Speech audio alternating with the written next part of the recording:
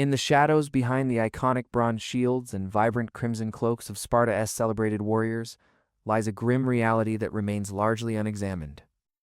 While history depicts the Spartans as heroic figures, particularly regarding their legendary last stand, it often overlooks the harsh and brutal reality of their judicial system. Spartan executions were not merely acts of punishment. They were meticulously orchestrated displays of terror meant to instill absolute obedience through fear and intimidation. The Spartan state was governed by a fundamental principle. Weakness was a disease that posed a threat to the entire community's stability. Unlike other Greek city-states, which might opt for exile or financial penalties for criminals, Sparta adopted methods that were so shocking and severe they would resonate through the ages as dire warnings. The truths you are about to uncover present a civilization that prioritized collective strength over individual mercy, blurring the lines between honor and horror. Ancient historians like Plutarch and Xenophon have chronicled these practices, often expressing a barely disguised revulsion at the harshness of Spartan methods, while simultaneously acknowledging their effectiveness.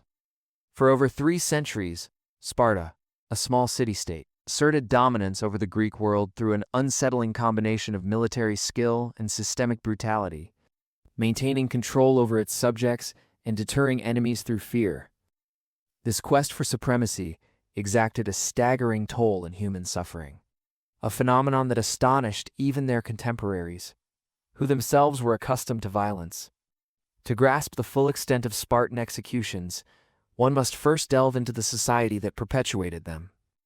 Founded in the 9th century BCE, Sparta was not just a city-state, it was a militarized civilization founded on the principles of conquest and control. The Spartans reigned over a substantial population of Helot state-owned slaves, who outnumbered their masters by potentially as much as 10 to 1. This uneven demographic landscape fostered a pervasive atmosphere of paranoia among the ruling class, compelling them to design every aspect of Spartan life to preserve this fragile balance of power. From birth to death, Spartan citizens underwent rigorous conditioning through the agoge, a merciless educational system aimed at stripping away personal identity in favor of collective discipline. The state dictated who would live, who would die, and who was deemed worthy of reproduction. In this context, executions transcended conventional punishment. They emerged as instruments of social engineering. The Spartan notions of justice diverged sharply from contemporary understandings, rooted in beliefs that certain offenses posed existential threats not just to individual victims, but to the very fabric of their society. A cowardice in battle was viewed as not merely a personal failing, but as a malignant contagion that could corrupt the ranks like a disease. This belief system justified the implementation of extreme execution methods that shocked even their fellow Greek states. Religious convictions bolstered these practices further. The Spartans worshipped gods who demanded strength and punished displays of weakness. They believed that failing to execute criminals with the requisite severity would invoke divine wrath, bringing catastrophe upon their city-state. Thus, the act of execution morphed from mere punishment into a sacred ritual, rendering the brutality not only defensible, but indispensable in the minds of those who carried it out. Among the most dreaded punishments within Spartan society was reserved for the ultimate military sin: breaking ranks during battle. The phalanx formation was more than a mere tactical arrangement. It represented a sacred trust where each warrior's shield was meant to protect not only himself, but also their comrades. To abandon this post constituted a betrayal not only of comrades, but of the entire Spartan ethos. Consequently, a soldier found guilty of fleeing during confrontation faced a punishment designed to serve both as retribution and as a cautionary tale. The condemned would be paraded before his former unit, stripped of armor and weapons, compelled to kneel in the center of a circle formed by fellow warriors. Each would then strike him with the shaft of their spears, not with the lethal bronze tip, which would end life too swiftly, but with the wooden handle, designed to cause slow and excruciating pain. This brutal spectacle was carried out in a rotating fashion, each warrior delivering precisely measured blows. The condemned man's cries were neither silenced nor alleviated, as they were deemed integral to the punishment's efficacy. As bones fractured and limbs shattered under the relentless assault, the victim remained conscious for as long as possible, serving as a living testament to the fate that awaited those who valued their lives above their duty to Sparta. What made this form of execution particularly horrifying was its ritualistic nature. The soldiers struck not out of anger or passion, but with the same disciplined precision they exhibited in combat. They would count each blow, ensure equitable participation, and maintain formation, even while enacting this state-sanctioned brutality. The condemned man's final moments were spent viewing the faces of those who once trusted him with their lives, now methodically extinguishing his existence with the very weapons they had once wielded together. Overlooking Sparta rose Mount Taygetus, its majestic peak soaring towards the sky, and its depths harboring one of history's most chilling execution sites, the apothetae, or place of exposure. This deep chasm, carved into the mountain's rocky face, became both graveyard and emblem of Spartan ruthlessness. The journey to Mount Taygetus itself constituted a form of psychological torture. Condemned prisoners were forced to march along treacherous mountain paths, bound and guarded, all while contemplating their impending doom. Executioners made no effort to hasten this process. The slow ascent allowed dread to mount, turning the trek into a public spectacle for any Spartan wishing to witness the state's interpretation of justice. Upon reaching the precipice, prisoners were greeted with a dreadful anticipation. Historical records hint at the possibility that victims may have been afforded a final opportunity to confess their crimes, though this mercy was rarely granted. More commonly, they were simply hurled from the rocky ledge, their bodies swallowed by the darkness below. The fall was seldom immediately fatal. The jagged walls of the chasm often ensured the victims struck protruding rocks multiple times before reaching the bottom. This method of execution was particularly nefarious due to its dual function. As a disposal site for unwanted infants, infanticide was an accepted practice among the Spartans, who examined newborns for signs of weakness or deformity. Those failing inspection faced condemnation to the depths of Mount Taygetus. Modern archaeological investigations have unearthed layers of human remains that span centuries, corroborating these harrowing historical accounts with compelling evidence. At the heart of Sparta stood a temple dedicated to Artemis Orthia, the goddess of the hunt and protector of the young. However, this sacred establishment concealed a more sinister purpose that would astonish even the most jaded observers of ancient brutality. Here, beneath the watchful gaze of divine statues, the Spartans executed rituals so meticulously formalized that they blurred the lines between religious observance and sadistic spectacle. The ceremonies commenced before dawn, with the condemned being dragged from their cells and escorted to the temple complex. These were not random felons. Rather, they were people whose offenses were deemed particularly anathema to the divine. Serious violations of sacred law, sacrilege, or temple robbery warranted special retribution. The priests of Artemis executed purification rituals, not to cleanse the condemned, but to sanctify the space for this divine act of justice. The method employed was deceptively straightforward, yet horrifically effective. Death by ritual flogging. The condemned individual would be bound to the altar where sacrificial animals were typically offered and, rather than facing a quick death by knife, would endure a prolonged, agonizing beating with consecrated whips made of bull hide laced with bone and metal fragments. the flogging would persist until death, a process that could stretch endlessly, depending on the victim's resilience. Priests monitored the condemned individual's condition meticulously, sometimes allowing brief pauses in the beating for partial recovery before resuming. This was not senseless cruelty, but rather a calculated demonstration to show that the gods demanded such thorough punishment. The suffering endured became perceived as a manifestation of divine justice.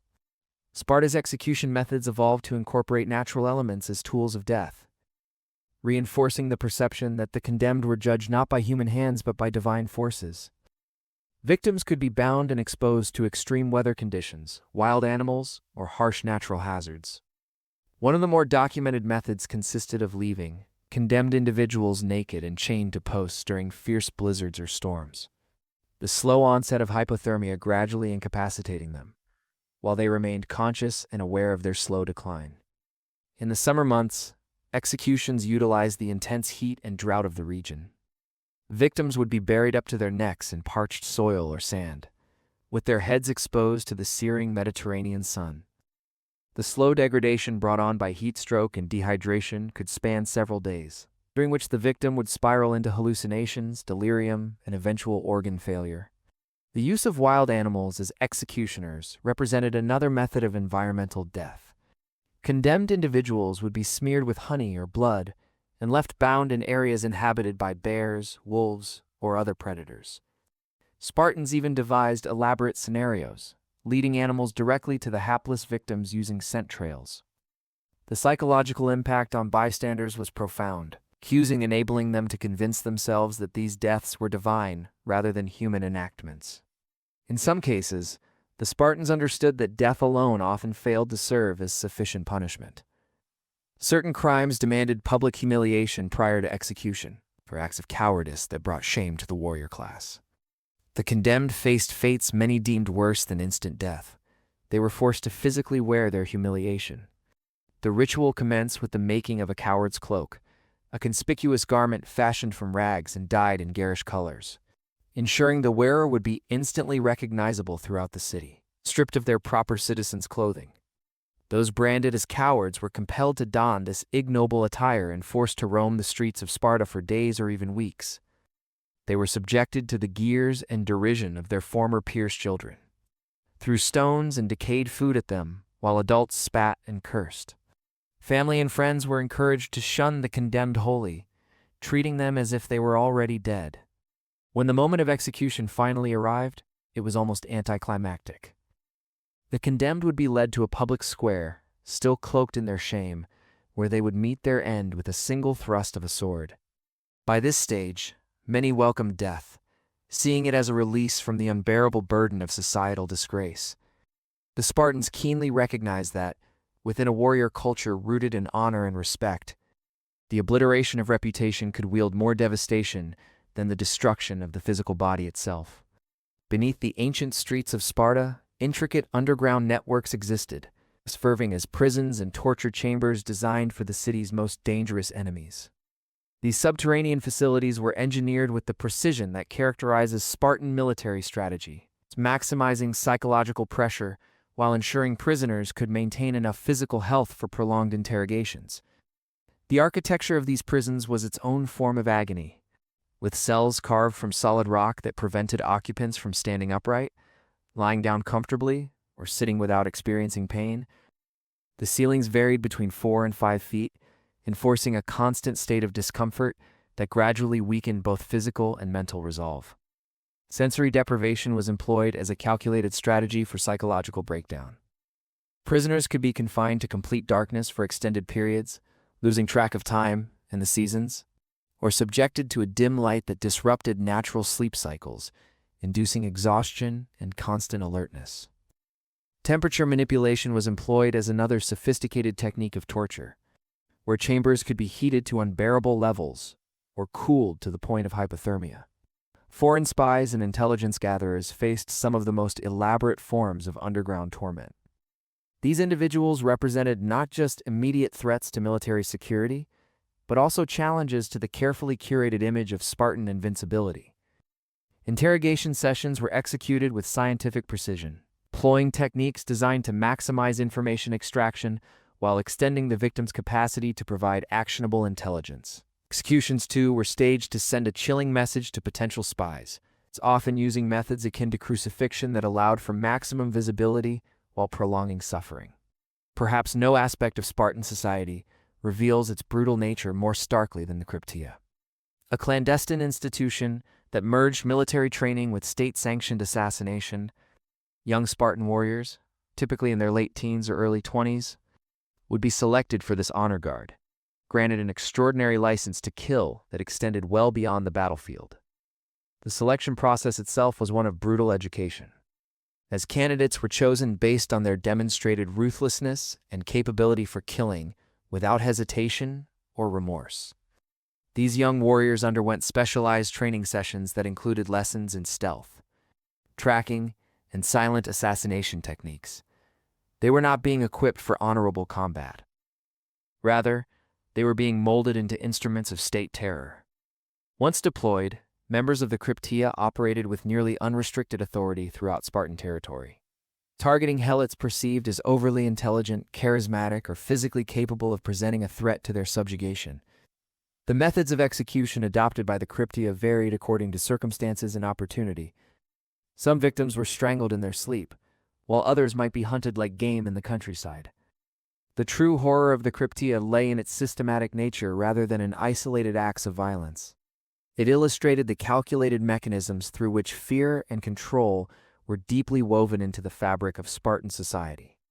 In summary, while Sparta has long been venerated for its martial prowess and austere discipline, a closer examination of its societal underpinnings reveals a civilization defined by its ruthless approach to justice, its suppression of individual identity, and its relentless pursuit of communal strength at any cost. The legacy of the Spartans is complicated. They were warriors who forged an empire, yet their methods lay bare a chilling portrait of state-sanctioned brutality, the ramifications of which continue to resonate in discussions of power, authority, and the human experience. Subscribe to our channel and press the bell icon to support our work and never miss an upload. Like this video, drop a comment, and share it with others to show your support and help us grow this historical community.